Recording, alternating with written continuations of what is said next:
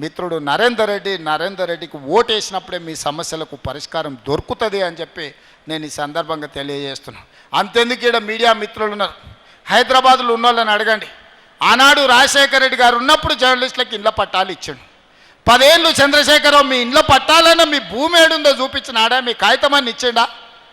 నేను వచ్చిన తర్వాత మిమ్మల్ని అందరినీ పిలిచి రవీంద్ర భారతిలో 1000 కుటుంబాలను మిమ్మల్ని పిలిచి మీకు భోజనం పెట్టి మీ ఇండ్ల పట్టాలు మీ భూమికి మీకు అప్పచెప్పింది నేను కాదా?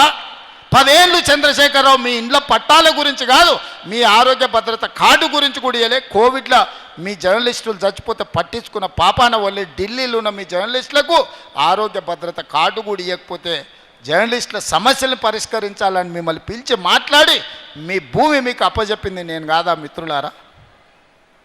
ఇన్ని పనులు 10 నెలల్లో నేను చేస్తే ఏమి చేయలేదు రేవంత్ రెడ్డి అని బండి సంజయ్ కేటీఆర్ ఇద్దరు కలిసి నోటుకొచ్చింది మాట్లాడుతున్నారు. ఎన్నికల్లో పోటీ చేయను అని అసలు మాట్లాడే అర్హత ఉందా అని నేను అడుగుతున్నా. మొదట్లో అధికారం బాయ్, రెండోసారి డిపాజిట్లు బాయ్, మూడోసారి నీకు అభ్యర్థి దొరకకపోయా కేటీఆర్. ఇంకా నువ్వేంది నువ్వు మాట్లాడేది ఏంది? నీకున్న అర్హత ఏంది? తెలంగాణ సమాజం నిన్ను ఎప్పుడో బహిష్కరించింది. తెలంగాణ సమాజంలో నువ్వు మనిషివే కాదు, నువ్వు ఓటర్ లిస్టులో లేనే లేవు, ఈ లెక్కలలోనే లేవు. నువ్వు లెక్కలలో ఉంటే ఎన్నికల్లో పోటీ చేసి ఉండేటోనివి. ఇవాళ బండి సంజయ్ అంటూ కేటీఆర్ని ఎందుకు అరెస్ట్ చేస్తలేవని నేను అడుగుతున్న. బండి సంజయ్ని నువ్వు కేంద్ర హోంశాఖ సహాయ మంత్రివి కదా, టెలిఫోన్ ట్యాపింగ్లో ప్రభాకరరావు శ్రవణ్ రావు అమెరికాకు పారిపోతే పట్కరమని రెడ్ కార్నర్ నోటీస్ ఇప్పించి కేంద్ర ప్రభుత్వానికి పంపిస్తే ఆ కాగితం సంఖ్యలో పెట్టుకొని బీఆర్ఎస్ వాళ్ళతో బేరం చేసుకోరు. ఈ ఎమ్మెల్సీ ఎన్నికల్లో మాకు మద్దతు ఇస్తే ప్రభాకర్ రావును శ్రవణ్ రావును మేము పట్టుకరాము, లేకపోతే వాళ్ళని పట్టుకొస్తే మిమ్మల్ని కూడా బొక్కలేస్తాడు రేవంత్ రెడ్డి అని మీరు అడ్డం పడ్డది మీరు కాదా? ఇవాళ కేసీఆర్ హరీష్ను కేటీఆర్ను టెలిఫోన్ ట్యాపింగ్ కేసులో అరెస్టు కాకుండా అడ్డుకుంటున్నదే కిషన్ రెడ్డి బండి సంజయ్.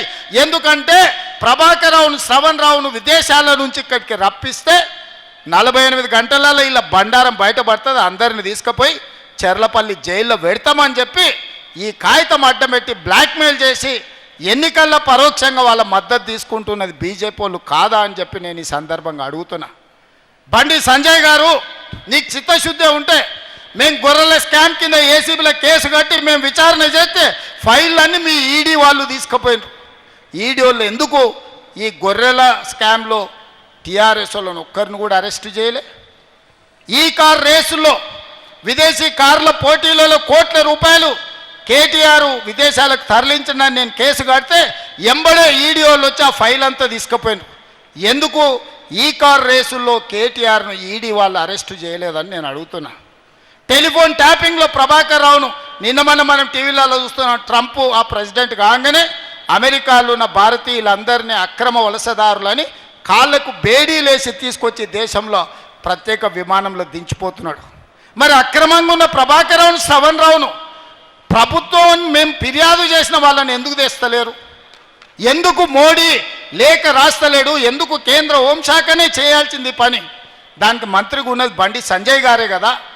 నేను సూటిగా అడుగుతున్న, ప్రభాకర్ రావును శ్రవణ్ రావును ఎప్పటి లోపల విదేశాల నుంచి నువ్వు రప్పిస్తావు బండి సంజయ్? 4 కోట్ల తెలంగాణ ప్రజలకు చెప్పు. వాళ్ళని తెచ్చిన 48 గంటల్లో ఇవాళ టీఆర్ఎస్ నాయకులను లోపల వేయకపోతే బొక్కలు పెట్టకపోతే చూడని నేను అడుగుతున్నా. ఇవాళ ట్యాపింగ్ చేసిన దొంగల్ని అమెరికాలో దాచిపెట్టి మీరు ఢిల్లీకి పిలుచుకొని సీకట్ల హరీష్ రావుతో కేటీఆర్తో మాట్లాడి ఒప్పందాలు చేసుకున్నది మీరు. ఇవాళ మీరా మా గురించి మాట్లాడేది? ఇవాళ టెలిఫోన్ ట్యాపింగ్ లీడ్ ఉన్న వాళ్ళందరినీ 10 నెలలైంది లోపలేసి. నిన్న మన బెయిల్ వచ్చింది. ప్రణీత్ రావుకు, రాధాకిషన్ రావుకు, ఇట్లా చాలామందిని దొరికినట్టే చెంచల్గూడ జైర్లపల్లిలో వేస్తే 10 నెలల తర్వాత నిన్న మన బెయిల్ వచ్చింది. హరీష్ రావు మీద కేసు పెడితే హరీష్ రావు కోర్టుకు పోయి కోర్టులో ఇవాళ ఆర్డర్ తీసుకొచ్చిండు, అరెస్టు చేస్తామని. నన్ను అరెస్టు చేయొద్దని హరీష్ రావు కోర్టు నుంచి ఆర్డర్ తెచ్చుకున్నాడు. మరి బండి సంజయ్ గారు, నీ శాఖలో ఉన్న నీ శాఖ అమెరికా గవర్నమెంట్కు రాసి రప్పించాల్సిన ప్రభాకర్ రావును శ్రవణ్ రావును ఎప్పుడు తెస్తావని నేను అడుగుతున్నా. గొర్రెల పెంపకానికి సంబంధించి ఈడీ దగ్గర ఉన్న విచారణలో బీఆర్ఎస్ నాయకులను ఎప్పుడు అరెస్ట్ చేస్తావని నేను అడుగుతున్నా. ఈ కార్ రేసులో కేటీఆర్ కోట్ల రూపాయలు లండన్ కంపెనీకి పంపించండు కదా. ఆ కేసు మీ ఈడీ దగ్గరనే ఉంది. ఎప్పుడు కేటీఆర్ని అరెస్ట్ చేస్తామని నేను అడుగుతున్నా. నిన్న మన కేటీఆర్ హరీష్ ఎన్నిసార్లు ఢిల్లీకి పోయిన రోజు చూడండి. వాళ్ళ ప్రభుత్వం ఉన్నప్పుడు ఎప్పుడు పోలే, కేంద్ర ప్రభుత్వాన్ని ఏం అడగలే. ఇవాళ ప్రభుత్వం మనం ఉంది, ఇవాళ ఆల్వై బీజేపీలను కలిసి కాగితాలు ఇస్తున్నారు మా రాష్ట్రానికి నిధులు ఇవ్వండి అని.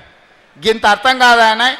ఓ కాగితం చూపించి ఓ మాట మాట్లాడుకొని వచ్చి ఇవన్నీ ఏషాలు అర్థం అవుతలేదా?